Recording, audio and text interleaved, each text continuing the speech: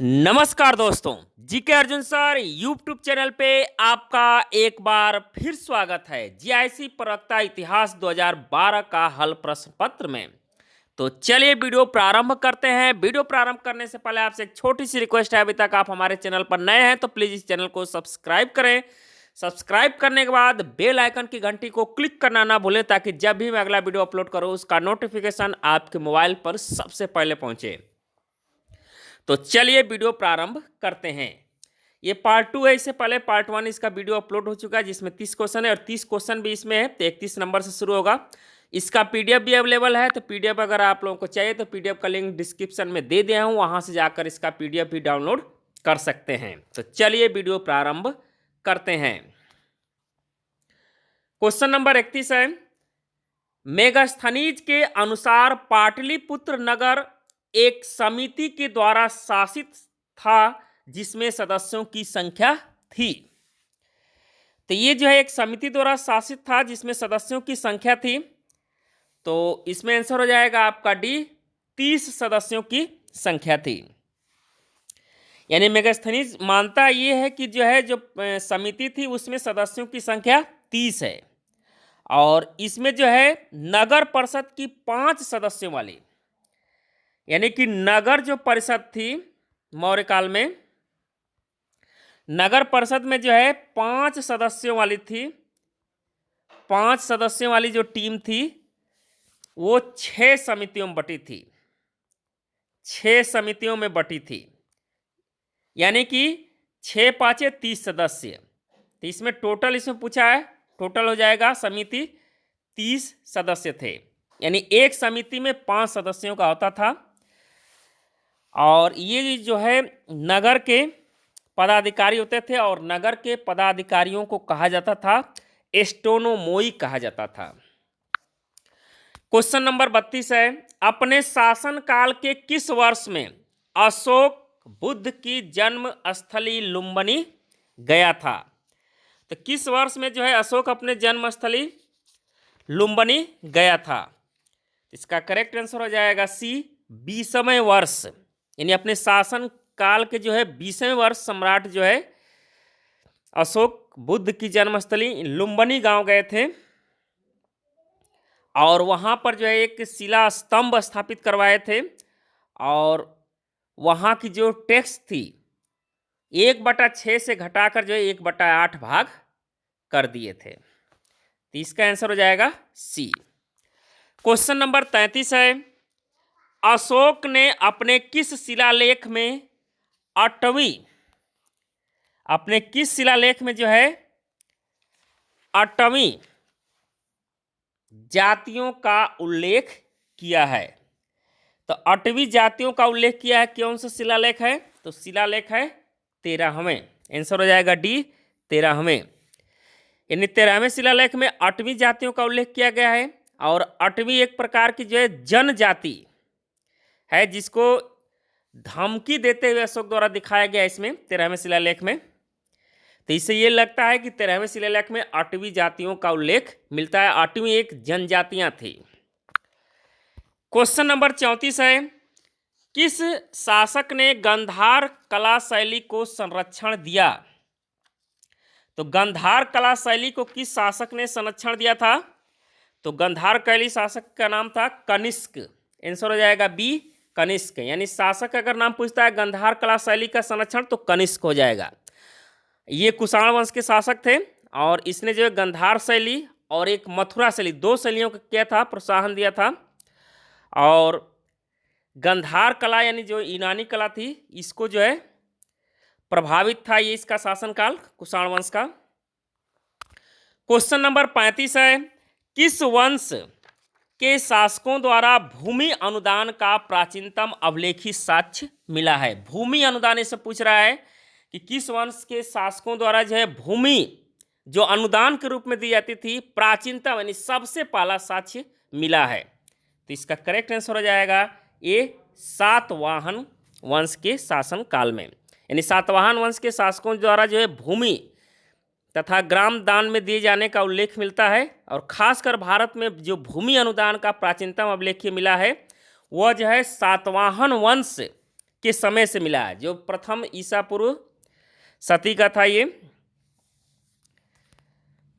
Question number 36 है, गुप्त युगीन ब्राह्मणी अभिलेख में युक्त जैन प्रतिमाएं मिली हैं। तो गुप्त कालीन ब्राह्मणी अभिलेख में जो है अभिलेख से युक्त जैन प्रतिमाएं कहाँ से मिली हैं? तो ये मिली है दुर्जनपुर से। आंसर हो जाएगा ए, दुर्जनपुर। दुर्जनपुर कहाँ पर है? ये बेसनगर यानी विदिशा के पास स्थित है दुर्जनपुर नामक स्थान। यहाँ से जैन की जो है 3 मूर्तियों का उल्लेख मिलता है। क्वेश्चन नंबर 37 है, महेंद्र वर्मन द्वारा रचित मत विलास प्रहसन उल्लेख करता है। तो ये उल्लेख करता है बौद्धों एवं कपालिकों का। इसमें जो है इनकी खिल्लियाँ उड़ाई गई हैं या मजाक उड़ाया गया इसमें मत विलास प्रहसन में बौद्धों और कपालिकों का। क्वेश्चन नंबर 38 है, चोलकालीन चित्रकला के साक्ष्य निम्न में स्थान से प्राप्त हुए हैं। तो चोलकालीन चित्रकला के साक्ष्य जो है किस स्थान से प्राप्त हुए हैं? तो इसका आंसर हो जाएगा बी, तंजौर से, जिसको तंजावुर के नाम से जाना जाता था। तंजावुर या तंजौर एक ही है।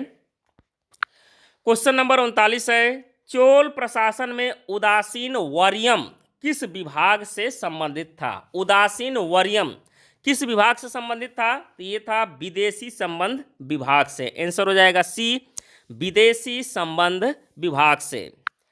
क्वेश्चन नंबर 40 है, धंग का संबंध किस वंश से है? यानी धंग वंश का जो राजा था या धंग का संबंध जो है किस वंश से था? धंग एक राजा था और ये किस वंश का था? तो धंग जो है चंदेल वंश का शासक था। क्वेश्चन नंबर 41 है, निम्नलिखित में से कौन सा ग्रंथ लैटिन भाषा में लिखा गया है? लैटिन भाषा में लिखा गया है तो उस ग्रंथ का नाम है नेचुरल हिस्टोरिका। नेचुरल हिस्टोरिका, ये प्लिनी की पुस्तक है नेचुरल हिस्टोरिका। क्वेश्चन नंबर 42 है, श्री चक्र किस प्राचीन धर्म से संबंधित है? श्री चक्र, तो श्री चक्र जो है किस प्राचीन धर्म से संबंधित है? तो वह धर्म है शाक्त धर्म से। आंसर हो जाएगा डी, शाक्त धर्म से।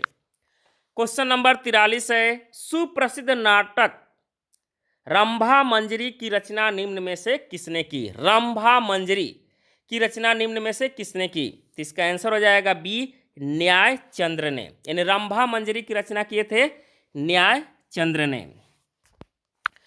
क्वेश्चन नंबर 44 है, जयपाल किस वंश से संबंधित थे? जयपाल किस वंश से संबंधित थे? तो जयपाल जो है शाही वंश से संबंधित थे। आंसर होगा इसका सी। क्वेश्चन नंबर 45 है, निम्न में से किसने मुइजुद्दीन गोरी की हत्या की थी? मुइजुद्दीन गोरी की हत्या किसने की थी? तो इसकी हत्या की गई थी खोखरों द्वारा। आंसर हो जाएगा सी, खोखरों द्वारा।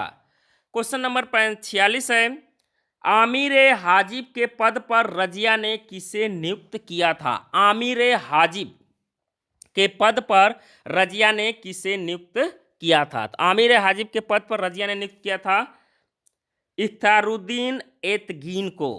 इख्तियारुद्दीन एतगीन को। क्वेश्चन नंबर 47 है, जलालुद्दीन फिरोज खिलजी का किलो खड़ी में राज्याभिषेक किस सन में हुआ? यानी फिरोज खिलजी का किलो खड़ी में राज्याभिषेक जो है किस समय हुआ था या किस सन में हुआ था? तो इसका करेक्ट आंसर हो जाएगा 1290 में। यानी फिरोज शाह खिलजी 1290 में। क्वेश्चन नंबर 48 है, वह सुल्तान जो अधिराजत्व में विश्वास करता था न कि प्रभु सत्ता पर था, वो कौन सा सुल्तान था जो अधिराजत्व में विश्वास करता था न कि प्रभु सत्ता पर? तो उस सुल्तान का नाम था अलाउद्दीन खिलजी। आंसर हो जाएगा सी, अलाउद्दीन खिलजी। क्वेश्चन नंबर 49 है, किसने कहा कुछ हिंदू जानते हैं कि इस्लाम सच्चा धर्म है पर वे इस्लाम कबूल नहीं करते? ये किसने कहा था? तो ये कहा था बर्नी ने। आंसर हो जाएगा सी, बर्नी। क्वेश्चन नंबर 50 है, किस सुल्तान ने सेना में विरासत का सिद्धांत लागू किया? विरासत का सिद्धांत लागू किया था फिरोज शाह तुगलक। विरासत मीन्स हो जाएगा वंशानुगत। वंशानुगत हो जाएगा इसका, यानी उसके घर में कोई सैनिक है, मरने के बाद फिर उसको सैनिक की नौकरी मिल जाएगी। ये पीढ़ी दर पीढ़ी चलती रहेगी, विरासत का सिद्धांत, फिरोज शाह तुगलक। क्वेश्चन नंबर 51 है, स्वर्गद्वारी नामक शिविर किस सुल्तान से संबंधित था? स्वर्गद्वारी नामक शिविर किस सुल्तान से संबंधित था? तो ये संबंधित था मोहम्मद बिन तुगलक से। आंसर हो जाएगा सी, मोहम्मद बिन तुगलक से। क्वेश्चन नंबर 52 है, मदरसा ए नासरी का निर्माण किसके शासनकाल में हुआ? मदरसा ए नासरी का निर्माण किसके शासनकाल में हुआ? तो ये शासनकाल था अल्तमश का। आंसर हो जाएगा बी, अल्तमश। क्वेश्चन नंबर 53 है, इक्तादारों की आय के आकलन के लिए एक नए अधिकारी का वर्ग ख्वाजा की नियुक्ति निम्न में से किस एक द्वारा की गई? ख्वाजा की नियुक्ति निम्न में से किस एक द्वारा की गई थी? तो ख्वाजा की नियुक्ति की गई थी बलबन द्वारा। आंसर हो जाएगा बी, बलबन द्वारा।